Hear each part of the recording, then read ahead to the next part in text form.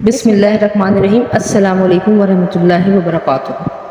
میرا نام لائبہ ہے اور میں پنجاب کے ایک اپر مڈل کلاس گھرانے سے تعلق رکھتی ہوں۔ ابو کا بہت شوق تھا کہ میں ڈاکٹر بنوں۔ فرمانبردار اولاد کی طرح میں نے ان کا شوق پورا کرنے میں دن رات ایک کر دیے۔ بالآخر وہ دن بھی آیا کہ میں ایک ماہر میڈیکل اسپیشلسٹ کے طور پر جانی جاتی تھی۔ پریکٹس چل رہی تھی جب ایک دن ایک مریض علاج کے لیے میرے پاس آیا، جسے بظاہر تو کوئی مرض نہیں تھا، لیکن اتنا حسین مرد دیکھ کر میں مریض عشق ضرور بن چکی تھی۔ اس کے حسن کا جادو سر چڑھ کر بولا اور میں ارد گرد سے بیگانہ ہو گئی۔ ہوش تب آیا جب وہ مجھے دیوانہ بنا کر جا چکا تھا۔ میں نے کئی دن اس کا انتظار کیا، لیکن اسے نہیں آنا تھا سو وہ نہ آیا۔ میرے دن رات بے چینی میں کٹنے لگے۔ آخر قدرت کو مجھ پر رحم آ ہی گیا اور میرے خوابوں کا شہزادہ جو میری نیندیں چرا کر چلا گیا تھا، وہ کافی دن بعد ہسپتال آیا۔ میں نے اس سے اتنے دن نہ آنے کی وجہ پوچھی تو اس کے جواب نے میرے ہوش اڑا دیے، کیونکہ وہ تو ایک جن زادہ تھا۔ میرا نام لائبہ ہے اور میں پنجاب کے ایک چھوٹے سے قصبے سے تعلق رکھتی ہوں۔ میرا گھرانہ یہاں کے متوسط طبقے میں شمار ہوتا ہے۔ میرے والدین نے مجھے بڑی محنت سے پالا۔ میں نے بھی اپنی اکلوتی اولاد ہونے کا خوب فائدہ اٹھایا، جی بھر کر ناز اٹھوائے۔ بچپن سے ہی مذہبی ماحول دیکھ کر دل میں قرآن مجید سے بے انتہا محبت پیدا ہو گئی تھی۔ شوق ہوا کہ قرآن حفظ کروں تو امی نے نہ صرف بخوشی اجازت دے دی، بلکہ ہمیشہ میرے اس فیصلے کو سراہا جو میں نے بالکل چھوٹی عمر میں خود اپنی مرضی سے کیا تھا۔ ابو البتہ کچھ پریشان ہوئے تھے کیونکہ وہ مجھے ڈاکٹر بنانا چاہتے تھے۔ میں نے ان کی پریشانی دور کرنے کی ٹھان لی اور ان سے وعدہ کر لیا کہ کچھ بھی ہو جائے میں ان کی ڈاکٹر بننے کی خواہش ضرور پوری کروں گی۔ 10 سال کی ایک بچی جو 1 سال کے قلیل عرصے میں قرآن حفظ کر لے، وہ اگر ڈاکٹر بننے کا وعدہ کر لے تو ظاہری سی بات ہے وہ اسے نبھائے گی بھی۔ یہ امی کے الفاظ تھے جو انہوں نے ابو جان کی تسلی کے لیے کہے تھے، کیونکہ ابو کو یقین نہیں آتا تھا۔ انہیں لگتا تھا کہ مجھے ان دونوں میں سے ایک کام کرنا چاہیے، یا تو میں دین کا علم حاصل کر کے عالمہ بن جاؤں یا پھر صرف ڈاکٹر بننے پر توجہ دوں، ورنہ میں 2 کشتیوں کی مسافر بن جاؤں۔ تو میرے لیے ایک چیز کو بطور پروفیشن اپنانا بہت مشکل ہو جائے گا۔ میں ان کے تمام خدشات دور کرنا چاہتی تھی، اس لیے جب قرآن مجید حفظ کر لیا تو اسی انگلش میڈیم اسکول میں دوبارہ داخلہ لے لیا جس میں امی جان پڑھاتے ہیں۔ اکلوتی اولاد جتنی بھی لاڈلی ہو، اس کے سر پر امیدوں کا بوجھ بھی اتنا زیادہ ہی ہوتا ہے۔ یہی سب کچھ میرے ساتھ بھی ہوا تھا۔ میں نے اسی لیے دن رات کی پرواہ کیے بغیر اپنی محنت جاری رکھی اور شاندار نمبروں سے میٹرک پاس کر لیا۔ اگلا مرحلہ فیصلہ کن تھا، یعنی FSC کے 2 سال میری زندگی کے اہم ترین سال تھے جن پر میری زندگی کا دار و مدار تھا۔ میرے ابو کی خواہش میرے چھوٹی عمر کے فیصلے پر ثابت قدمی سے کھڑے رہنے کا نتیجہ انہی 2 سالوں پر منحصر تھا۔ میں نے اپنی اسٹڈی کے لیے زیادہ گھنٹے مختص کر دیے اور کھیل کود کے لیے کم سے کم وقت رکھا۔ میں نے کالج کے بعد بچنے والے ٹائم کو مختلف مضامین کے لحاظ سے تقسیم کر لیا تھا۔ سال اول کے امتحانات قریب ہی تھے۔ ابو کی نصیحتیں اور امی کی دعائیں جاری تھیں۔ میں نے اللہ کا نام لے کر امتحانات کی تیاری شروع کی۔ نہ دن دیکھا نہ رات، مجھے کھانا پینا بھول چکا تھا۔ بس ایک عادت تھی جو بچپن سے ہی مستقل میرے ساتھ چلی آ رہی تھی، اور وہ تھی پنجگانہ نماز کی عادت۔ وہ بھی بر وقت ادا کرنی ہوتی تھی۔ اللہ نے اپنا کرم کیا اور والدین کی دعاؤں کے زیر سایہ میرے امتحانات امید سے کہیں زیادہ اچھے ہوئے۔ امتحانات کے بعد میں نے دعائیں کرنے میں بھی کوئی کسر نہیں چھوڑی تھی، اپنی محنت بھی جاری رکھی۔ گرمیوں کی چھٹیوں میں ہی 2nd ایئر کا سلیبس مکمل کر لیا۔ میں ایک دن 1 گھنٹہ کیا 1 منٹ بھی ضائع نہیں کرنا چاہتی تھی۔ جب کسی سے رزلٹ کی خبر سنتی تو دل کی دھڑکنیں بے ترتیب ہونے لگتی۔ بہت زیادہ محنت کے باوجود دل میں خوف تو موجود رہتا ہی ہے۔ بالآخر رزلٹ کی فائنل ڈیٹ اناؤنس کر دی گئی۔ اب جیسے جیسے رزلٹ کے دن قریب آ رہے تھے، بے چینی اور تجسس عروج پہ تھا کہ جانے کیا بنے گا۔ پھر وہ دن بھی آیا جب کالج کے پرنسپل صاحب نے کال کر کے مجھے بتایا کہ میں پورے ضلع میں ٹاپ کر چکی ہوں۔ میری خوشی کی تو کوئی انتہا نہیں رہی۔ میں اپنے رب کا جتنا بھی شکر ادا کرتی وہ کم تھا۔ کہاں میں اس کی گنہگار بندی اور کہاں یہ عالم کہ میری عرضی سنی گئی اور اب مجھے میرے ابو سے کیے گئے وعدے کی تکمیل ہوتی نظر آ رہی تھی۔ امی اور ابو دونوں میرے رزلٹ سے بے انتہا خوش اور مطمئن تھے۔ ابو نے تو پورے محلے میں مٹھائی تقسیم کی۔ امی اسکول میں میری ٹیچرز کو میری کارکردگی کے بارے میں فخر سے بتاتی۔ دن یوں ہی پر لگا کر اڑتے گئے اور میری 12 سالہ زندگی کا محنت میرے مستقبل کی تابناکی یا پھر بربادی کے فیصلے کا دن بھی آ گیا۔ رزلٹ سے ایک دن پہلے مجھے پرنسپل صاحب کی کال آئی اور کہا اپنے والدین سمیت فلاں یونیورسٹی پہنچ جاؤ۔ میں حیران پریشان سی امی ابو کو بتانے چلی گئی۔ تب میرے وہم و گمان میں بھی نہ تھا کہ میرے ساتھ ہونے کیا والا ہے۔ مقررہ دن پر میں اپنے امی ابو کے ساتھ یونیورسٹی پہنچ گئی۔ وہاں گیٹ پر ہی پرنسپل صاحب مل گئے، جنہوں نے میرے والد صاحب کو مخاطب کرتے ہوئے کہا، عادل صاحب آپ کو بہت بہت مبارک ہو۔ آپ بہت خوش قسمت انسان ہیں جنہیں اتنی قابل اولاد ملی۔ آپ کی بچی نے پورے بورڈ میں پہلی پوزیشن لی ہے۔ میں اس لمحے ہواؤں میں اڑ رہی تھی۔ جب مجھے گولڈ میڈل پہنایا گیا، میں نے اسی وقت شکرانے کے نفل کی نیت کی کہ گھر جا کر سب سے پہلے نفل ادا کروں گی، اور اپنے والدین کے ہاتھ چوم لیے جن کی دعاؤں اور محنت کی بدولت میں آج اس مقام پر تھی۔ اب انٹری ٹیسٹ کی تیاری کا مرحلہ آ پہنچا۔ تمام امتحانوں کی طرح یہ مرحلہ بھی کامیابی سے پار کیا اور پاکستان کے سب سے بہترین میڈیکل کالج میں مجھے داخلہ مل گیا۔ جس دن میرٹ لسٹ لگی اور میرا نام سر فہرست آیا، اس دن ابو بہت زیادہ خوش تھے۔ میں نے ان کا خواب پورا کرنے کے لیے دن رات ایک کر دیا تھا اور اللہ نے مجھے کامیابی سے ہمکنار کیا۔ 16 سالہ تعلیم مکمل کرنے کے بعد MBBS ڈاکٹر بن چکی تھی، لیکن ابھی بھی مجھے اسپیشلسٹ بننا تھا، جس کے لیے امی ابو کو اعتماد میں لینا بہت ضروری تھا۔ والدین جتنا بھی اعتبار کرتے ہوں، اکیلی لڑکی کو بیرون ملک بھیجنے کے لیے کبھی بھی آسانی سے رضامند نہیں ہوتے۔ خیر یہ مرحلہ بھی سر ہوا، کیونکہ میں نے ابو سے وعدہ کیا تھا کہ میں اپنی حدود کا خیال رکھوں گی اور ایسا کچھ بھی نہیں کروں گی جس سے آپ کا سر جھکے۔ تھوڑی سی پس و پیش کے بعد آخر کار مجھے اجازت مل گئی تھی۔ میں نے اسکالرشپ اپلائی کیا تھا جو مجھے مل چکا تھا، اور میں 2 سال کی اسپیشلائزیشن کے لیے اسکالرشپ پر امریکہ چلی گئی۔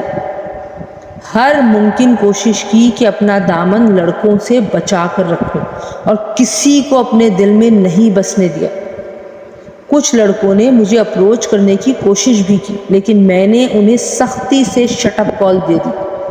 ہمیشہ خود کو حد الامکان مصروف رکھا اور ان جھمیلوں سے دور رہی جن میں پڑھ کر میں اپنا مقصد بھول جاتی۔ 2 سال امریکہ میں گزار کر اپنے وطن واپس آ گئی، جہاں میرے والدین میرے منتظر تھے۔ انہیں بھی آج ان کی کامیابی کا پھل مل گیا تھا۔ میرے ساتھ ساتھ اس سفر میں ان کی محنت بھی شامل تھی۔ ابو نے ایئرپورٹ پر ہی مجھ سے کہا کہ وہ مجھ سے بہت خوش ہیں اور اب ان کی زندگی کی سب سے بڑی خواہش کی تکمیل ہو چکی ہے۔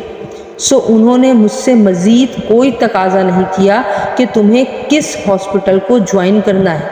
نہ ہی امی نے مجھ پر دباؤ ڈالا کہ اب میں جلد سے جلد تمہیں دلہن بننا دیکھنا چاہتی ہوں، بلکہ انہوں نے یہ فیصلہ مجھ پہ چھوڑ دیا۔ اور یہ فیصلہ میرے لیے زندگی کا مشکل ترین فیصلہ تھا، کیونکہ میں نے کبھی لڑکوں میں دلچسپی لی ہی نہیں تھی، نہ ہی مجھے کبھی کسی کی خوبی نے متاثر کیا تھا۔ ٹاپر ہونے کے باعث بہت سے لڑکے مجھ سے دوستی کے خواہش مند رہے، جن میں پاکستانی مرد سر فہرست تھے، لیکن میں نے ہمیشہ انہیں نظر انداز ہی کیا۔ شادی کا فیصلہ اس لیے بھی مجھے مشکل لگ رہا تھا کیونکہ میں لڑکوں کی نفسیات سے بالکل ناواقف تھی۔ مجھے کچھ علم نہیں تھا کہ آج کل کے لڑکے اپنے لائف پارٹنر میں کیسی خوبیاں دیکھنا چاہتے ہیں۔ اس لیے فی الحال میں نے شادی کو اپنے ذہن سے نکال دیا کہ اگر کوئی اچھا لڑکا مل جائے گا تو شادی کر لوں گا، ورنہ میرا فوکس میری فیلڈ تھی۔ میڈیکل اسپیشلسٹ ہونے اور امریکہ سے ڈگری لینے کے باعث میرے پاس مریضوں کا رش لگا رہتا تھا۔ سرکاری ہسپتال میں 8 گھنٹے گزارنے کے بعد میں اپنا پرائیویٹ کلینک چلاتی تھی، جس کی فیس میں نے بہت ہی کم رکھی تھی، کیونکہ پیسہ کمانا کبھی بھی میری ترجیحات میں شامل نہیں تھا۔ میرا خواب تھا کہ میں اپنا ہسپتال بناؤں جہاں مریضوں کا فری علاج ہو۔ اپنے اس خواب کی تکمیل کے لیے میں دن رات محنت بھی کر رہی تھی۔ ایک دن یوں ہی مریضوں کے ہجوم میں سے ایک مریض میرے پاس آیا، جس کے چہرے سے بظاہر نہیں لگ رہا تھا کہ وہ بیمار ہے، یعنی کسی قسم کی نقاہت محسوس نہیں ہو رہی تھی، لیکن وہ اس قدر خوبصورت تھا کہ میں اسے دیکھتے ہی اپنا دل ہار بیٹھی۔ میں نے اپنی پوری زندگی میں اتنا خوبرو مرد آج تک نہیں دیکھا تھا، اور حسن سے بڑھ کر اس کے چہرے کی معصومیت نے تو جیسے میرا دل اپنے قبضے میں کر لیا تھا۔ میں ارد گرد سے بے خبر ہو کر بدھ بنی اسے ہی دیکھتی رہی، یہاں تک کہ اس نے خود مجھے مخاطب کیا۔ ڈاکٹر صاحب، مجھے چیک کر دیجئے، میرا بخار ٹوٹ نہیں رہا، کئی دن ہو گئے دوا کھاتے ہوئے، حالانکہ مجھے یقین تھا کہ اسے کوئی بخار نہیں ہے، پھر بھی نہ جانے کیسے اس لمحے میں اپنے حواس کھو بیٹھی اور اس کا ہاتھ پکڑ لیا۔ وہ مریض غالباً اس غیر متوقع رد عمل کے لیے تیار نہیں تھا، اس لیے چونک گیا۔ مجھے اپنی غلطی کا احساس ہوا تو میں نے اپنے ہاتھ فوراً پیچھے کھینچ لیے اور نظریں جھکا لیں۔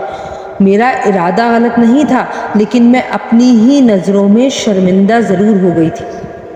کچھ دیر کمرے میں خاموشی رہی، پھر وہ مریض خود ہی اٹھ کر باہر چلا گیا، جبکہ میں اس سے سخت رد عمل کی توقع کر رہی تھی۔ کافی دن اسی شرمندگی میں گزرے اور میرے ذہن سے بھی یہ بات آہستہ آہستہ مٹتی چلی گئی۔ ایک دن ہسپتال میں بیٹھی اپنے روٹین کے مطابق مریض دیکھ رہی تھی کہ اچانک کمرے کا دروازہ کھلا اور وہی خوبرو مرد کمرے کے اندر داخل ہوا، جس کی آمد نے چند ماہ پہلے اچانک میری زندگی میں خواب بکھیر دیے تھے۔ میں نے اسے کرسی پر بیٹھنے کے لیے کہا اور اس کے منہ سے اس کی بیماری سننے کا انتظار کرنے لگی، لیکن میری توقع کے برعکس اس نے اپنی کسی بیماری کا ذکر مجھ سے نہیں کیا۔ لیکن جو مرض مجھے لگ چکا تھا اس کا علاج بھی ناممکن ہی تھا۔ اگر میں بر وقت خود پر قابو نہ پاتی تو خیر، وہ جن زیادہ خاموشی سے میری طرف دیکھتا رہا۔ آخر مجھے ہی پوچھنا پڑا کہ بتائیے آپ کو کیا مرض ہے؟ کہنے لگا، ڈاکٹر صاحبہ، وہی مرض ہے جو آپ کو لاحق ہو چکا۔ میں نے انتہائی حیرانی سے اسے دیکھا اور کہا، کیا آپ جانتے بھی ہیں کہ آپ کیا کہہ رہے ہیں؟ کہنے لگا، جی بالکل ڈاکٹر صاحبہ، میں اپنے پورے ہوش و حواس میں ہوں، اور میں یہ کہہ رہا ہوں کہ مجھے آپ سے محبت ہو گئی ہے۔ میں یہ بھی جانتا ہوں کہ آپ بھی مجھ سے محبت کرنے لگے ہیں، لیکن آپ صرف اس بات سے ڈرتی ہیں کہ زمانہ کیا کہے گا۔ تو ڈاکٹر صاحبہ، آپ سے عرض ہے کہ مجھے زمانے کی پرواہ نہیں ہے، لیکن میں بس یہ چاہتا ہوں کہ آپ مجھ سے وفادار رہیں۔ ایسا کیسے ہو سکتا ہے کہ میں نے اس جن سے پوچھا تو وہ کہنے لگا، کیوں نہیں ہو سکتا؟ میں جانتا ہوں کہ ہماری شادی ممکن نہیں ہے۔ میری بستی کے جن زادے اور آپ کی دنیا والے ہمیں کبھی بھی اکٹھا نہیں دیکھ سکیں گے، کیونکہ یہ قدرت کے قانون کے خلاف ہے۔ تو پھر میں نے اس سے پوچھا تمہارے خیال میں اس کا حل کیا ہے؟ ڈاکٹر صاحبہ حل تو اب کوئی نکالنا ہی پڑے گا، کیونکہ یہ بھی سچ ہے کہ میں آپ کے بغیر نہیں رہ سکتا۔ کیا یہ ممکن ہے کہ آپ سب کچھ چھوڑ کر میرے ساتھ چلیں؟ میں آپ کو اس دنیا کے جھمیلے سے بہت دور لے جاؤں گا، جہاں دنیا کی ہر چیز آپ کو میسر ہوگی، آپ بس میری بن کر رہیے گا۔ مجھے اب اس کی باتیں خوفزدہ کر رہی تھیں، کیونکہ ایسا تو میں نے کبھی خواب میں بھی نہ سوچا تھا۔ اور میرے والدین، ان کا کیا ہوگا؟ وہ تو کسی کو منہ دکھانے کے لائق بھی نہیں رہیں گے۔ میں انتہائی پریشانی سے اپنی سوچوں میں گم تھی۔ ساری زندگی میرے والدین نے مجھے اس لیے محنت کر کے پڑھایا کہ میں بڑھاپے میں انہیں یہ سب کچھ سہنے کے لیے چھوڑ دوں۔ میں انہی سوچوں میں گم تھی کہ اس نے چٹکی بجا کر مجھے اپنی طرف متوجہ کیا۔ کہنے لگا کن سوچوں میں پڑ گئی ہیں؟ میں نے کچھ ایسا مشکل کام تو نہیں کہہ دیا؟ میں نے اسے اپنے خدشات بتائے تو وہ کہنے لگا کہ شادی کے بعد تو ویسے بھی آپ نے اپنے والدین سے دور ہی رہنا ہے، تو آپ میرے ساتھ کیوں نہیں رہ سکتے؟ میں نے اسے دو ٹوک اپنا فیصلہ سناتے ہوئے کہا میں اس کے ساتھ سب کچھ تیاگ کر نہیں جا سکتی، کیونکہ میری ایک زندگی ہے، معاشرے میں میری کوئی عزت ہے۔ میں اپنے والدین کو اس عمر میں بدنامی کا داغ لگا کر خود کیسے خوش رہ سکتی ہوں؟ یہ ٹھیک ہے تم مجھے اچھے لگے تھے اور میں نے تمہارے بارے میں سوچنا بھی شروع کر دیا تھا، لیکن تمہارا ساتھ میری عزت کا نعم البدل نہیں ہو سکتا۔ اس لیے بہتر یہی ہے کہ تم اپنی دنیا میں واپس لوٹ جاؤ۔ جب تم جانتے ہو کہ جن اور انسان دو الگ الگ مخلوقات ہیں اور ان کا ملنا کسی صورت بھی ممکن نہیں ہے، تو آگے بڑھنے کا فائدہ کیا؟ جن زادے نے جب یہ سنا تو انتہائی افسردہ ہو گیا۔ کافی دیر خاموشی سے میرا چہرہ دیکھتا رہا اور پھر کہنے لگا ٹھیک ہے ڈاکٹر صاحبہ، جیسے آپ کی مرضی، آج کے بعد آپ کبھی بھی میری شکل نہیں دیکھیں گی اور نہ ہی کبھی میں آپ کے راستے کی دیوار بنوں گا۔ آپ اپنی زندگی خوشیوں کے ساتھ گزاریے، میں اپنی بستی میں واپس چلا جاؤں گا۔ جن زادے نے دکھے دل سے کہا۔ دل تو میرا بھی اس وقت مٹھی میں آ گیا تھا۔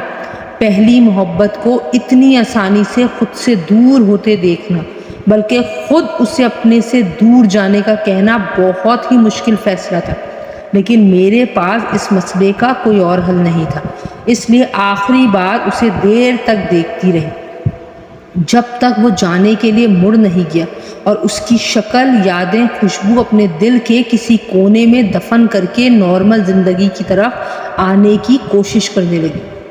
گو کہ یہ انتہائی مشکل تھا، کیونکہ یہ ایک جن زادے کا وعدہ تھا کہ وہ کبھی واپس نہیں آئے گا، سو مجھے بھی اس کی یادوں سے فرار حاصل کرنے کے لیے مصروفیات بہت زیادہ بڑھانی پڑی۔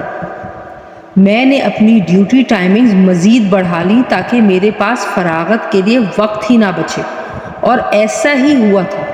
ہاسپٹل میں 18 گھنٹے کی شفٹ کے بعد مجھ میں اتنی ہمت ہی نہیں بچتی تھی کہ کچھ اور سوچ بھی سکوں، اس لیے بس ہاسپٹل اور گھر کے درمیان ہی گھن چکر بنی ہوئی تھی۔ لیکن یہ بھی سچ تھا کہ آہستہ آہستہ ہی صحیح وہ جن زادہ میری سوچوں سے دور نکل گیا تھا اور میں واپس اپنی پرانی زندگی میں لوٹ گئی تھی۔ جاب کرتے ہوئے کئی سال بیت گئے تھے اور میری امی جو اس امید پر تھی کہ شاید مجھے کوئی لڑکا پسند ہو اور میں انہیں بتاؤں، ایسا کچھ نہیں ہوا تھا، اور میری عمر 28 سال ہو چکی تھی۔ اب تو میری امی کو میری انتہا سے زیادہ فکر رہنے لگی تھی۔ وہ مجھ سے اکثر یہی بات کرتی، میرے مزاج سے بھی خوب واقف تھی، اس لیے اب ان کی پریشانی بڑھنے لگی تھی۔ وہ دبے لفظوں میں پوچھتی کہ تمہیں کوئی پسند تو نہیں ہے؟ اب میں انہیں آخر کیا بتاتی کہ میں ایک جن زادے سے عشق کر بیٹھی ہوں، جسے بھولنے کی کوشش تو کی لیکن سوچوں میں پھر بھی کہیں نہ کہیں موجود ہے۔ ایک دن امی کے ان سوالات سے تنگ آ کر میں نے انہیں شادی کے لیے ہاں کر دی۔ جہاں مرضی چاہیں آپ میری شادی کر دیں، مجھے کوئی اعتراض نہیں ہے۔ میں انہیں اپنی ذات سے مزید کوئی تکلیف نہیں دے سکتی، اور شادی روکتی بھی تو کس لیے؟ کوئی وجہ بھی تو ہونی چاہیے تھی۔ میرے پاس بتانے کے لیے کچھ بھی نہیں تھا، اس لیے میں ان کے بتائے ہوئے رشتے پر رضامند ہو گئی۔ ڈاکٹر عدنان میرا سینئر تھا اور جانے کتنے سالوں سے مجھے اپروچ کر رہا تھا۔ مجھے علم ہی نہیں تھا کیونکہ میں نے کبھی ایسی باتوں پر دھیان ہی نہیں دیا تھا۔ خیر، رشتے کی بات چلی اور 1 مہینے کے اندر اندر ہماری شادی ہو گئی۔ طے یہ پایا تھا کہ مجھے شادی کے بعد جاب سے نہیں روکا جائے گا، اور ایسا ہی ہوا تھا۔ ہماری شادی شدہ زندگی بہت اچھی گزر رہی تھی کہ اچانک میری زندگی میں ایک ایسا موڑ آیا جس نے سب کچھ ختم کر ڈالا۔ میں ان دنوں اپنے ذاتی ہسپتال کے لیے بہت کڑی محنت کر رہی تھی، اور ہسپتال بنانے کے لیے زمین فائنل بھی کر لی گئی تھی، بس زمین میرے نام ہونا باقی تھی۔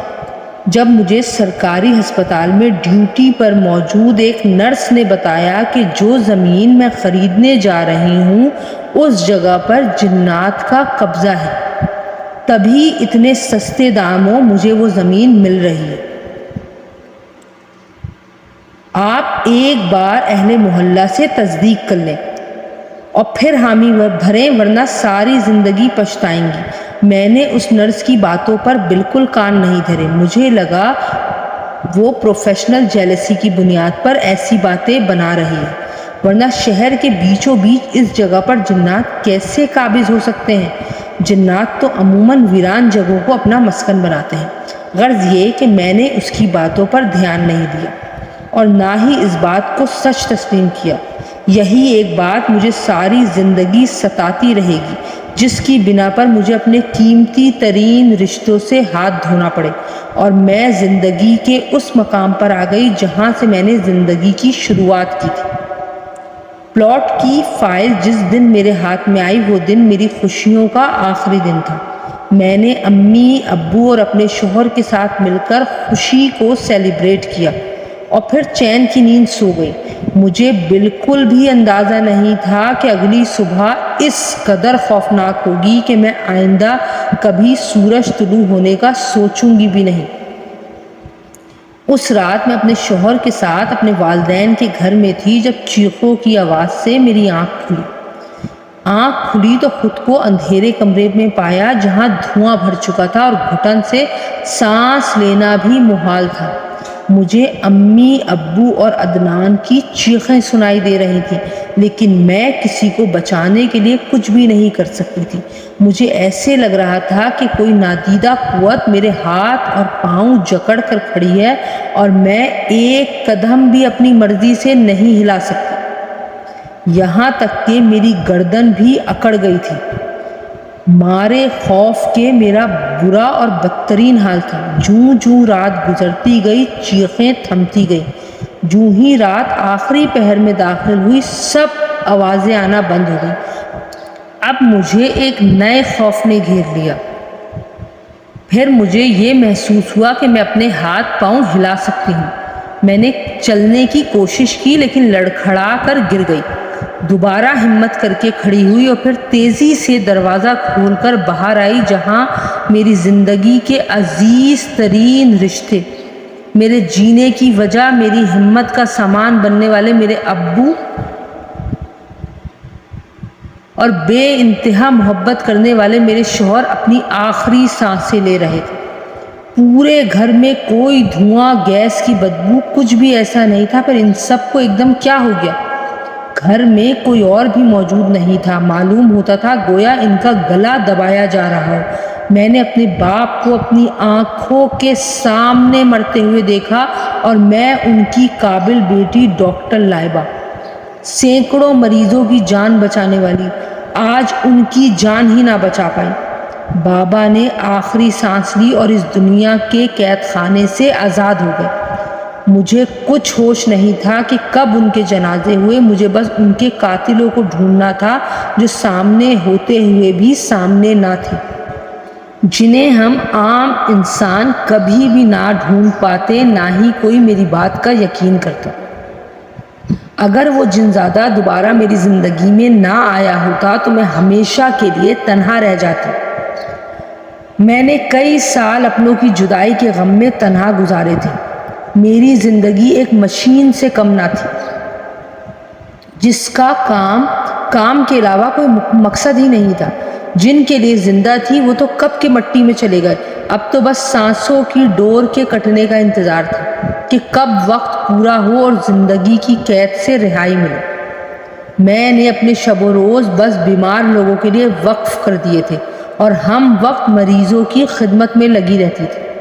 بامشکل 6 گھنٹے کی نیند لیتی اور پھر صبح فجر کے بعد ہسپتال پہنچ جاتی تھی۔ گھر کی تنہائی مجھے کاٹنے کو دوڑتی تھی۔ میرے پاس ڈاکٹری کرنے کے علاوہ کوئی کام نہیں تھا۔ کئی سال گزرنے کے بعد بھی پولیس کو کوئی ثبوت نہیں ملا تھا۔ ملتا بھی کیسے، یہ تھا بھی تو غیر انسانی مخلوق کا کام۔ مجھے بھی یقین نہ آتا اگر یہ سب میرے ساتھ نہ ہوا ہوتا۔ امی، ابو اور عدنان مجھے بہت شدت سے یاد آتے تھے۔ میری زندگی کا محور یہی 3 لوگ تو تھے۔ دوست میں نے کبھی بنائے نہیں تھے۔ پڑھائی کو ہی اپنا اوڑھنا بچھونا بنا رکھا تھا۔ ارد گرد کی دنیا سے بے خبر بس میں اپنے کاموں میں مگن رہتی تھی۔ اب بھی میرا یہی حال تھا۔ امی ابو کو گزرے 5 سال ہونے کو آئے تھے جب ایک دن مجھے اسی نرس کی شکل دکھائی دی جس نے مجھے ہسپتال کے لیے وہ زمین لینے سے منع کیا تھا۔ میں نے اسے اپنے کمرے میں بلایا۔ جب وہ آئی تو کرسی میرے سامنے کھینچ کر بیٹھ گئی اور پوچھنے لگی، جی میم، آپ نے بلایا تھا؟ میں نے اس سے پوچھا، تمہیں شاید نہ یاد ہو کہ میں نے اپنے ذاتی ہسپتال بنانے کے لیے جو زمین خریدی تھی جس سے تم نے مجھے منع بھی کیا تھا۔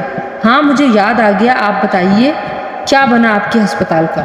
میں نے اسے جب بتایا کہ جس رات مجھے ہسپتال کی فائل ملی اسی رات میرے والدین اور شوہر پراسرار طور پر مارے گئے۔ میں بس ان کی چیخ و پکار سن سکی تھی لیکن میں انہیں بچانے میں کامیاب نہیں ہو سکی تھی، اور وہ تینوں میری آنکھوں کے سامنے دیکھتے ہی دیکھتے دم توڑ گئے تھے، اور میں ایسے تھی جیسے مجھے کسی چیز نے جکڑ رکھا ہو۔ میں نے یہ سب کبھی بھی کسی سے بھی بیان نہیں کیا تھا کہ لوگ کہیں مجھے پاگل نہ سمجھیں۔ پہلے ہی ساری دنیا مجھے قصوروار سمجھتی ہے کہ میں نے ان تینوں کو بچانے کی کوشش کیوں نہیں کی، اور یہ کیسے ہو سکتا ہے کہ باقی لوگ ایک دم مر جائیں اور موت مجھے چھو کے بھی نہ گزرے۔ یہ سب بتاتے ہوئے آنسو مسلسل میری آنکھ سے جاری تھے اور میں بغیر رکے اس نرس کو سب کچھ بتاتی چلی گئی کہ شاید میرے دل اور ضمیر کا بوجھ کچھ ہلکا ہو سکے۔ اس نرس نے میری پوری بات تسلی سے سنی اور پھر کہنے لگی، میں نے آپ کو تب وہ زمین لینے سے اس لیے منع کیا تھا کہ وہاں سالوں پہلے ایک قدیم قبرستان تھا جسے منہدم کر کے وہاں انسانی بستی بنائی گئی، لیکن وہ بستی بس نہیں سکی کیونکہ اس سوسائٹی کے کئی مکین اپنے گھروں میں پراسرار طور پر مردہ پائے گئے تھے، اور ان کے قاتلوں کا آج تک کوئی سراغ نہیں مل سکا۔ پھر اس سوسائٹی کے گھر گرا کر وہاں زمین برابر کر دی گئی اور حکومتی اداروں کی طرف سے وہاں رہائش اختیار کرنا یا اس جگہ کو آباد کرنا ممنوع قرار دے دیا گیا تھا۔ لیکن آپ کو انسان جیسی لالچی مخلوق اس پوری دنیا میں کہیں نہیں ملے گی۔ لوگوں نے حکومتی پابندیوں کو ہوا میں اڑا دیا اور کچھ ہی دنوں میں وہاں ایک پلازا تعمیر ہونا شروع ہوا۔ تعمیر کی شروعات اچھی رہی، کسی قسم کا کوئی نقصان نہیں ہوا، لیکن جس دن پلازا مکمل ہوا اور اس کی اوپننگ کی گئی اسی دن وہ پلازا چند لمحوں میں اپنے پورے قد کے ساتھ زور سے زمیں بوس ہو گیا۔ اس پلازا میں اس وقت 500 سے اوپر افراد موجود تھے جو اپنی جان سے ہاتھ دھو بیٹھے تھے، اور واقعے کے بعد پلازے کے مالکان کے خلاف انکوائری شروع ہوئی اور پھر یہ کیس بھی فائلوں میں دب گیا۔ لیکن اتنے بڑے سانحے کے بعد اس جگہ پر کوئی تعمیر نہیں ہوئی، نہ ہی اس زمین کو کبھی خریدا یا بیچا گیا تھا۔ مجھے معلوم نہیں کہ آپ کیسے اس بات سے بے خبر رہ سکتی ہیں۔ میں نے اس کی بات سنی تو جواب دیا کہ میں اس بات سے لا علم تھی، یہ زمین میرے مرحوم شوہر نے خریدی تھی اور ہسپتال بنانے کے کام میں وہی پیش تھے۔ انہوں نے ہی ذمہ داری اٹھائی تھی کہ وہ زمین سے لے کر ہسپتال کی ایک ایک چیز خود خریدیں گے۔ وہ مجھ سے بہت محبت کرتے تھے اور یہ سب میری خواہش پر ہی کر رہے تھے۔ ہو سکتا ہے وہ بھی اس بارے میں لا علم ہو، یا یہ بھی ممکن ہے کہ انہیں کسی نے اس بارے میں بتایا ہو۔ انہوں نے بھی میری طرح اس بات پر یقین نہ کیا ہو۔ بالکل یہ ممکن ہے، وہ نرس کہنے لگی کہ اب آپ کیا چاہتی ہیں؟ آپ کو کیا لگتا ہے لیڈی نرس کہ مجھے کیا کرنا چاہیے؟ وہ کہنے لگی بہتر تو یہی ہے کہ آپ اس سارے معاملے کو جانے دیں، ایک حادثہ سمجھ کر بھول جائیں اور اپنی زندگی میں آگے بڑھ جائیں۔ شادی کریں، یا اگر نہیں بھی کرنا چاہتی تو کوئی بچہ گود لے لیں تاکہ آپ کی زندگی رنگوں سے محروم نہ ہو۔ اس کا مشورہ بہترین تھا، مجھے بہت پسند آیا، لیکن میں اپنے خاندان کے قاتلوں کو ایسے ہی تو نہیں چھوڑ سکتی تھی، چاہے وہ جنات ہی کیوں نہ تھے۔ میں جنات سے سیدھا رابطہ بھی نہیں کر سکتی تھی، لیکن کچھ تو تھا جو مجھے کرنا تھا۔ میں نے ہسپتال سے واپسی پر گھر جا کر اپنی الماری کھنگالنا شروع کی۔ میرے پاس اس جن زادے کی دی ہوئی ایک قلم تھی جس پر اس کا نام کندہ تھا۔ مجھے وہ قلم ڈھونڈنے میں کچھ وقت لگا، لیکن آخر کار وہ مل ہی گئی۔ یہ سنہری قلم مجھے اس جن زادے نے تب دی تھی جب اس نے مجھ سے محبت کا اظہار کیا تھا۔ میں نے قلم کو اس پیکنگ میں سے بہت احتیاط سے نکالا جو ایک انتہائی خوبصورت سنہری رنگ کی پیکنگ تھی جس پہ مور کے پر سے سجاوٹ کی گئی تھی۔ قلم پر سے اس کا خوبصورت نام پڑھا، زیر لب دہرایا، اور مجھے بالکل بھی علم نہیں تھا کہ بس میرے منہ سے اس کا نام لینے کی دیر ہوگی اور وہ چلا آئے گا۔ میں انتہائی حیران تھی۔ جس طرح سے میں نے اس کا دل توڑا تھا اس سے تو مجھے بالکل یہ توقع نہیں تھی کہ وہ کبھی واپس لوٹ کر بھی آئے گا۔ وہ میرے سامنے تھا، بالکل میری آنکھوں کے سامنے۔ میں اس کا وجود، اس کی خوشبو محسوس کر سکتی تھی۔ یوں لگ رہا تھا جیسے گھر کے در و دیوار اس کی آمد پر مہک اٹھے ہوں۔ میں خود کو خوشبوؤں میں بسا ہوا محسوس کر رہی تھی۔ میری آنکھیں بند تھیں۔ اس کا انداز آج بھی ویسا ہی والہانہ تھا جیسے پہلے کبھی ہوا کرتا تھا۔ میں بند آنکھوں سے بھی اس کی محبت کی شدت محسوس کر سکتی تھی۔ کیسی مجبوری تھی کہ گلے لگ کر اپنا دکھ بھی نہ رو سکتی تھی۔ کندھے پر سر رکھ کر رو لیتی تو شاید میرے کاندھوں پر دھرے غم کا بوجھ کچھ تو کم ہو جاتا۔ کیسے فاصلے تھے کہ اتنے قریب ہو کر بھی بہت دور تھے، اور کیسا تعلق تھا کہ ایک دوسرے کو محسوس کر سکتے تھے، چھو نہیں سکتے تھے۔ آنکھیں نہیں کھولو گی؟ گلفام نے مخمور لہجے میں کہا تو میں نے آنکھیں کھول دی۔ ڈر تھا کہ کہیں وہ خفا ہو کر چلا ہی نہ جائے، لیکن مجھے اس کے سامنے اپنی بات رکھنی تھی۔ میں نے آنکھیں کھولی تو وہ مسکرا دیا، کہنے لگا بوڑھی ہو کر مزید حسین ہو گئی ہو۔ میں نے اسے مصنوعی خفگی سے کہا کہاں سے بوڑھی لگتی ہوں تمہیں؟ ابھی فقط 35 برس کی ہوں، اور بوڑھا بھی کر دیا تم نے مجھے۔ ایک جاندار قہقہا بلند ہوا اور وہ کہنے لگا سچ ہے، عورت اپنی عمر کے بارے میں کبھی سچ نہیں کہہ سکتی۔ میں نے اسے کہا یوں ہی ہنستے رہا کرو، اچھے لگتے ہو۔ تو وہ ایک دم سنجیدہ ہو گیا، کہنے لگا تم نے شادی نہیں کی؟ میں نے اس سے پوچھا تم نے کر لی؟ کہنے لگا اتنی پیاری انسانی مخلوق سے محبت ہونے کے بعد کوئی جن زادی مجھے اچھی نہیں لگی، تو بس تنہا زندگی گزارنے کا فیصلہ کر لیا۔ تم سے بچھڑ کر شروع میں مشکل تو بہت ہوئی تھی، لیکن وقت سب سے بڑا مرہم ہے۔ جوں جوں وقت گزرتا گیا تم ذہن سے دور ہوتی گئی۔ کبھی یاد آتی تو میں سر جھٹک کر اپنے کام میں لگ جاتا۔ ویسے یہ سچ ہے کہ تمہاری محبت نے مجھے بہت مضبوط بنا دیا، اور اب تو میں بہت سکون سے زندگی گزار رہا تھا کہ تم نے یاد کر لیا۔ لگتا ہے تمہیں میرا سکون سے رہنا پسند نہیں۔ ارے نہیں نہیں، ایسی بات تو نہیں ہے، میں نے قدرے شرمندگی سے کہا۔ تو وہ پھر مسکرانے لگا۔ جانے کیوں وہ بات بات پر مسکرا رہا تھا، یوں جیسے اس کو جینے کی وجہ مل گئی ہو۔ میں نے اسے کہا کہ میں تمہیں اپنی زندگی کے بارے میں بتانا چاہتی ہوں۔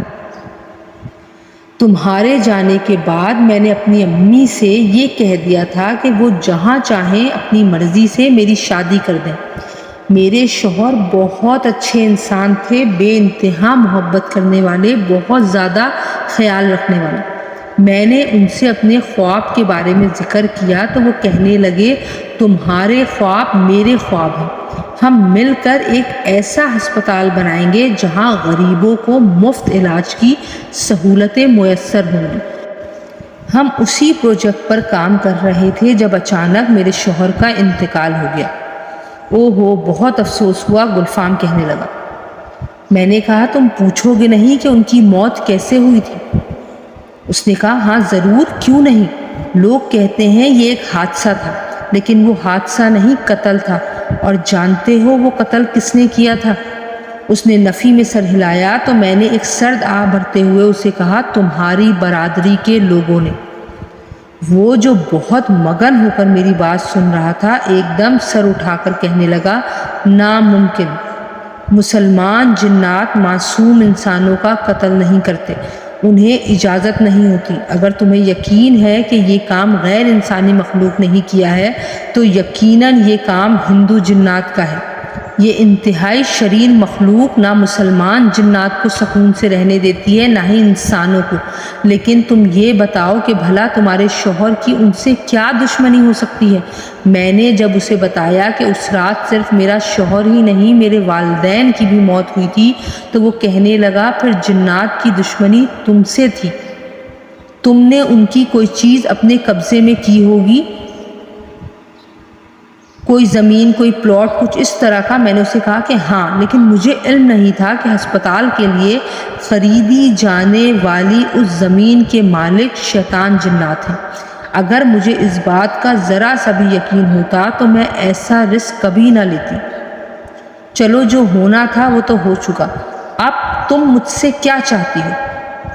میں وہ زمین حاصل کر کے وہاں ہسپتال بنانا چاہتی ہوں تاکہ میرے لوگ ان شیاطین کے حملوں سے بچ سکیں۔ سینکڑوں لوگ اس زمین کی وجہ سے اپنی زندگی ہار چکے ہیں۔ میں چاہتی ہوں تم اس زمین سے شیاطین جنات کا قبضہ چھڑواؤ۔ یہ زمین شہر کے بیچوں بیچ ہے، آج نہیں تو کل، ورنہ کئی سالوں بعد پھر کوئی نہ کوئی اس زمین کو بیچ دے گا اور پھر سینکڑوں جانیں داؤں پر لگ جائیں گی۔ اگر تم میری اس کام میں میری مدد کر سکتے ہو تو مجھے بتاؤ۔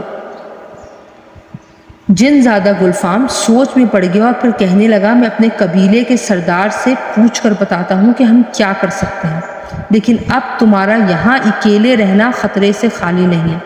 برا نہ مانو تو تم میرے ساتھ چلو، تمہاری جان بہت قیمتی ہے، میں نہیں چاہتا تمہیں کسی قسم کا نقصان پہنچے، اس لیے بہتر ہے کہ تم ابھی میرے ساتھ چلو، ورنہ یہ شریر جنات تمہیں بھی کوئی بہت بڑا نقصان پہنچا سکتے ہیں۔ بات اس کی بالکل ٹھیک تھی، اس لیے مجھے ماننی پڑی۔ اس کے کہنے کے مطابق میں نے اپنی آنکھیں بند کی اور جب کھولی تو خود کو ایک جھونپڑی میں پایا۔ جنات کی دنیا میں خوش آمدید ہے ڈاکٹر لائبہ، قریب ہی گلفام کی آواز گونجی۔ میں جو اندھیروں میں کچھ دیکھ نہیں پا رہی تھی، اس کی آواز سن کر بالکل مطمئن ہو گئی۔ تم یہاں کچھ دیر آرام کر لو، صبح ہونے والی ہے، میں تمہیں اپنے سردار کے پاس لے چلوں گا، ہم مل کر اس مسئلے کا حل نکالیں گے۔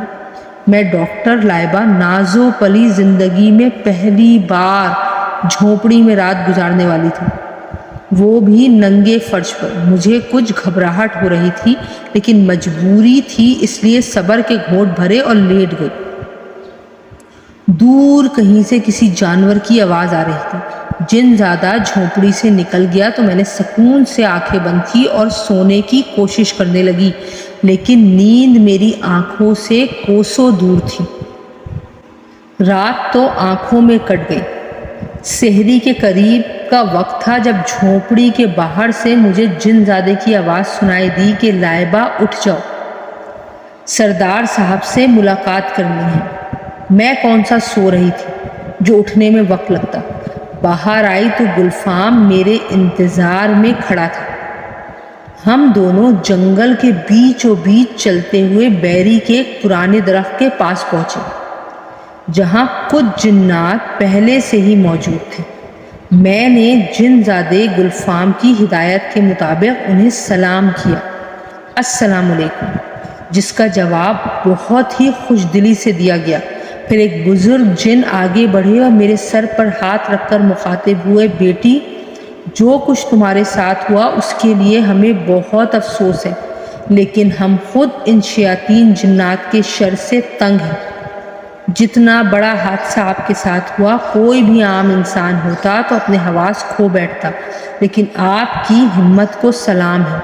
آپ بہت بہادر ہیں، جنہوں نے تنہا ان حالات کا سامنا کیا اور اپنا سب کچھ کھو دینے کے بعد بھی خود کو عام مسلمانوں کے لیے وقف کر دیا۔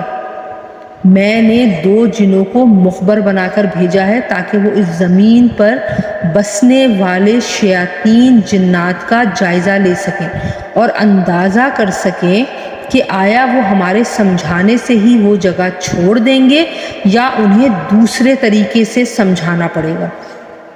دوسرا طریقہ مطلب؟ میں نے پوچھا تو وہ کہنے لگے علاقہ خالی کروانے کے لیے ان سے جنگ کرنا پڑے گی، اور اگر وہ سمجھدار ہوئے تو جنگ کیے بغیر ہی علاقہ چھوڑ دیں گے، کیونکہ یہ وہ بھی جانتے ہیں کہ انسانوں کی بستیوں میں رہنا یا انہیں نقصان پہنچانا، یہ سب خود ان کے لیے نقصان دہ ثابت ہو سکتا ہے۔ ہم ابھی یہ باتیں کر ہی رہے تھے کہ گلفام نے دور سے ہی ان جنوں کو دیکھ لیا اور کہنے لگا کہ وہ جنات آ گئے ہیں۔ سردار نے آگے بڑھ کر ان کا استقبال کیا اور پوچھا، کہو کیا خبر لائے ہو؟ ایک جن کہنے لگا، سردار صاحب، ان شیاطین سے مقابلہ ہی کرنا پڑے گا کیونکہ وہ سرکشی کی آخری حدوں کو چھو رہے ہیں۔ انسانی بستی میں رہنے کے سبب کوئی بھی انسان ان کے شر سے محفوظ نہیں ہے۔ کبھی کسی گھر سے کچھ غائب کر دیتے ہیں، کبھی کسی کے بچوں کو ڈراتے ہیں، کبھی کوئی نقصان، کبھی کوئی نقصان، کبھی بھی کوئی بھی زیرو ان سے محفوظ نہیں ہے۔ آپ کو جنگ کی تیاری کرنی چاہیے کیونکہ قریب ہے کہ دوبارہ ایسا ہی حادثہ ہو جائے جیسا ان کے ساتھ ہوا تھا۔ یہ کہتے ہوئے جن نے میری طرف دیکھا اور کہنے لگا، بہت افسوس ہوا جو کچھ آپ کے ساتھ ہوا، ہم آپ کے دکھ میں برابر کے شریک ہیں۔ میں خود کو بہت مضبوط سمجھتی تھی، لیکن جب میرے والدین کا ذکر خیر میرے سامنے ہوا تو آنسو خود بخود بہنے لگے۔ جنات کے سردار نے آگے بڑھ کر میرے سر پر ہاتھ رکھا اور کہنے لگے، بیٹی، ہم تمہارا دکھ سمجھتے ہیں۔ بھری دنیا میں ایک دم اکیلے ہو جانا زندہ دفن ہونے کے مترادف ہے۔ تم بالکل فکر نہ کرو، ہم ان شریر جنات کو انجام تک پہنچا کر ہی دم لیں گے۔ یہ کہتے ہوئے انہوں نے گلفام کو اشارہ کیا اور وہ مجھے جھونپڑی کی طرف واپس لے آیا۔ یقیناً ان کے قبیلے نے جنگ کی تیاری کرنی ہوگی، میں نے اپنے طور پہ سوچا۔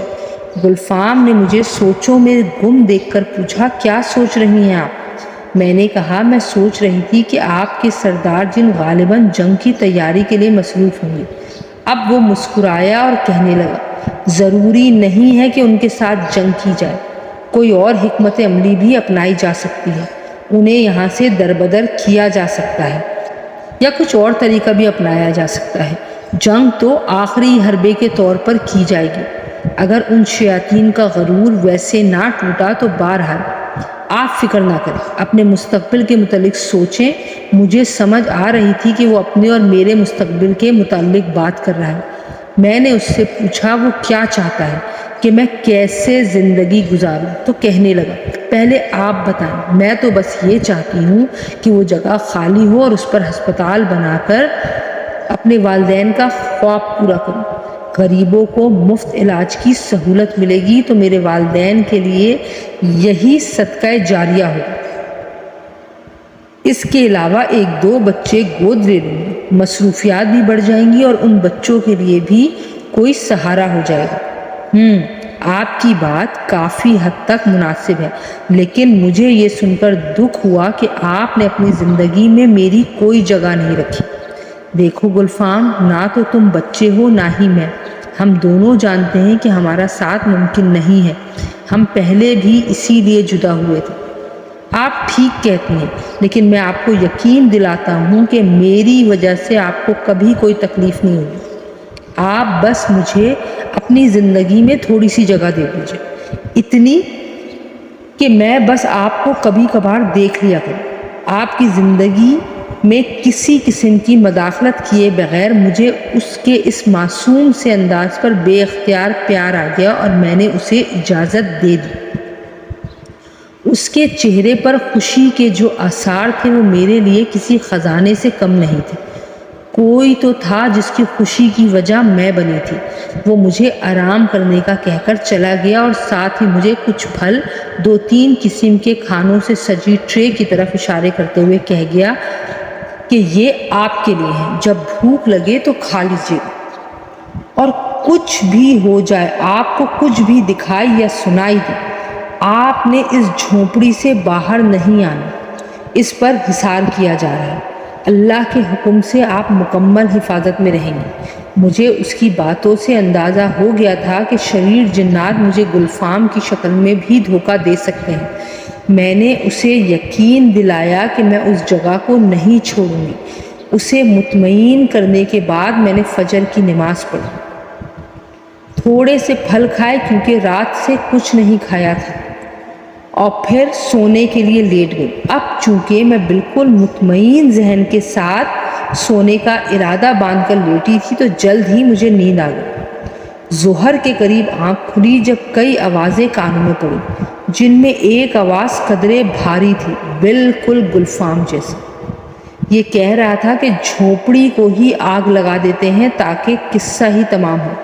یقیناً یہ لوگ جھونپڑی کے اندر آنے کی کوشش کر چکے تھے۔ گلفام نے مجھے بتایا تھا کہ ہمارے پاس لوگوں کی کمی ہے، کیونکہ ہمارا قبیلہ دوسرے قبائل سے پہلے ہی یہاں ہجرت کر کے پہنچ گیا تھا، جس کی وجہ سے وہ میری حفاظت کے لیے جنات کو یہاں نہیں چھوڑ سکتے تھے۔ تبھی مجھ پر حصار کیا گیا تھا تاکہ شیطانوں سے جنگ کے دوران اگر کوئی یہاں آ پہنچے تو وہ مجھے کوئی نقصان نہ پہنچا سکے۔ میں نے آیت الکرسی پڑھی اور اس کے بعد تمام وہ دعائیں جو مجھے یاد تھیں پڑھ ڈالی، کیونکہ انسان بظاہر جتنا بھی مضبوط بنتا ہو، سر پر موت کو دیکھ کر خوفزدہ ہو ہی جاتا ہے، اور ایک دفعہ تو اس کی روح کانپ ہی جاتی ہے۔ یہی سب میرے ساتھ بھی ہوا تھا۔ میں نے پھر خود کو سنبھالا اور اندر ہی دبکی بیٹھی رہی۔ شیاطین جنات کے شور اور غیظ و غضب سے تو لگتا تھا کہ ان کی تعداد بہت زیادہ ہے۔ مجھے علم نہیں کہ کتنے گھنٹے ان کا یہ شور جاری رہا، کیونکہ میں آنکھیں بند کیے بس قرآنی آیات کا ورد کرنے میں مشغول تھی، یہاں تک کہ شام ڈھل گئی۔ وہ جنات بھی باہر تھک کر بیٹھ گئے۔ انہیں کچھ سمجھ نہیں آ رہا تھا کہ کس طرح وہ مجھے اس جھونپڑی سے باہر نکالیں اور اپنا حصہ مجھ پر نکال کر مجھے ختم کر دیں۔ ایک ایسا وقت بھی آیا جب مجھے لگا کہ میں اپنا کنٹرول کھو رہی ہوں۔ ہوا کچھ یوں کہ ایک بدہیبت شیطان جن جھونپڑی کے بالکل عین سامنے آ کر کھڑا ہو گیا، اور یہ وہ لمحہ تھا جب میں نے بہت مشکل سے اپنی چیخ روکی تھی۔ اتنا بد شکل وجود میں نے زندگی میں پہلی بار دیکھا تھا۔ میرا حواس باختہ ہونا بنتا تھا۔ خیر بہت مشکلوں سے اپنے آپ پر قابو پایا اور ہمت کر کے باہر انہیں دیکھنے لگی کہ یہ لوگ کیا کر رہے ہیں۔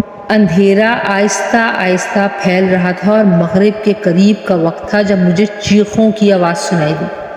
یہ چیخیں باہر بیٹھے شیاطین جنات کی تھیں۔ مجھے آگ کے شعلے بلند ہوتے دکھائی دیے۔ ایک لمحے کو مجھے لگا کہ شاید یہ جل کر بھسم ہو رہے ہیں، تبھی ان کی چیخیں نکل رہی ہیں۔ میں جھونپڑی سے باہر سر نکال کر دیکھنے ہی والی تھی کہ مجھے گلفام کی نصیحت یاد آ گئی کہ کچھ بھی ہو جائے جھونپڑی سے باہر نہیں نکلنا جب تک ہم سب خود آپ تک نہ پہنچے۔ آپ باہر قدم بھی نہیں رکھیں گی۔ میں نے اللہ کا شکر ادا کیا کہ بروقت مجھے اس کی بات یاد آ گئی تھی۔ ورنہ قریب تھا کہ میں حصار خود توڑ کر باہر چلی جاتی اور اپنی جان سے ہاتھ دھو بیٹھتی۔ جب انہوں نے دیکھا کہ ان کا یہ آخری حربہ بھی ناکام گیا ہے تو وہ مایوس ہو گئے اور غالباً یہ جگہ چھوڑ گئے تھے، کیونکہ نہ تو کسی کی آواز سنائی دے رہی تھی، نہ ہی کوئی سامنے دکھائی دے رہا تھا۔ لیکن میں نے باہر نکلنا مناسب نہیں سمجھا، مبادا یہ بھی ان کی کوئی چال ہی ہو۔ یہاں تک کہ عشاء کا وقت ہو گیا۔ میں بہت تھک گئی تھی، سکون سے سونا چاہتی تھی، لیکن ابھی سکون کہاں میرے نصیب میں تھا، اس لیے ایک اور رات جگے کے لیے خود کو تیار کرنے لگی۔ رات گہری ہو چکی تھی اور بھوک بھی چمک رہی تھی۔ میں نے ٹوکری میں رکھا آخری پھل اٹھایا اور بسم اللہ الرحمن الرحیم پڑھ کر کھا لیا۔ آدھی رات کا وقت ہوگا جب میں یوں ہی بیٹھے بیٹھے سو گئی، اور جب میری آنکھ کھلی تو میں اپنے گھر میں اپنے بستر پر موجود تھی۔ یہ کیسے ہوا اور کب ہوا؟ میں نے خود کلامی کی۔ ایک دم سے اٹھ کر بیٹھنے سے میرا سارا جسم درد میں مبتلا ہو گیا۔ میں وہیں سے پھر سے ڈھیر ہو گئی۔ کچھ دیر بعد مجھے احساس ہوا کہ کوئی مجھے دیکھ رہا ہے۔ میں نے ادھر ادھر دیکھا لیکن مجھے کوئی نظر نہ آیا، لیکن کوئی تو تھا جو میرے قریب ہو کر بھی میرے پاس نہ تھا۔ ایک مدھم سی خوشبو مجھے اس کی آمد کا پتہ دے رہی تھی، جس کی آمد پر دل کی دھڑکنیں رک جایا کرتی تھیں۔ میں نے ہولے سے پکارا، گلفام، یہ تم ہو نا؟ مسکراتا ہوا ایک خوبصورت سا وجود پورے قد سے میرے سامنے آ کھڑا ہوا۔ تو آپ نے میری موجودگی کو محسوس کر ہی لیا۔ بالکل، تم کوئی بھولنے والی چیز ہو۔ خیر مجھے بتاؤ کہ مجھے یہاں کب لائے؟ مجھے تو پتہ ہی نہیں چل سکا، وہ کہنے لگا۔ قریب سحری کے وقت ہم آدھی رات کو ان شیاطین جنات کا خاتمہ کر کے واپس لوٹے تھے۔ ویسے آپ بہت بہادر ہیں۔ انہوں نے کئی طریقوں سے آپ کو مجبور کیا کہ آپ جھونپڑی سے کسی طرح باہر قدم رکھیں، لیکن آپ ثابت قدم رہیں اور انہیں اکیلے ہی شکست دے دی۔ وہ تو ٹھیک ہے، لیکن تمہیں یہ سب کیسے معلوم ہوا؟ میں نے پوچھا تو وہ کہنے لگا، میں نے احتیاطاً 2 مسلمان جنات کی ڈیوٹی آپ کی جھونپڑی میں لگا دی تھی۔ وہ آپ کے ساتھ موجود تھے، لیکن انہیں حکم تھا جب تک آپ اپنا دفاع کر سکتی ہیں تب تک یہ آپ کے سامنے نہیں آئیں گے، نہ ہی اپنی موجودگی کا احساس دلائیں گے۔ آپ کو شاید یاد ہو، جب آپ نے آگ جلتی دیکھ کر جھونپڑی سے باہر قدم رکھنے کا فیصلہ کیا تھا تو جھونپڑی میں پھل والی ٹوکری اچانک گری تھی۔ یہ صرف اس لیے تھا کہ آپ کا دھیان بٹایا جا سکے، ورنہ آپ بڑے نقصان میں پھنس گئی تھیں۔ گلفام نے تفصیل بتائی تو مجھے سمجھ آ گئی۔ میں نے اس سے پوچھا، آگے کا لاہ عمل کیا ہے؟ تو وہ کہنے لگا، آپ ہسپتال بنانے کی تیاری کریں، ہم آپ کا بھرپور ساتھ دیں گے، بس آپ میرے لیے تھوڑی سی جگہ رکھیں اپنی زندگی میں۔ یہ کہتے ہوئے اس نے نظریں جھکا لی تھی۔ 2 سال کی مدت میں میرا ہسپتال تعمیر ہو چکا تھا، اسی زمین پر جہاں کبھی شیاطین جنات کا قبضہ ہوا کرتا تھا۔ میں نے ہسپتال کا نام گلفام ہسپتال رکھا تھا اور ایک NGO سے 2 بچے گود لے کر اپنی زندگی نئے سرے سے گزارنا شروع کی تھی۔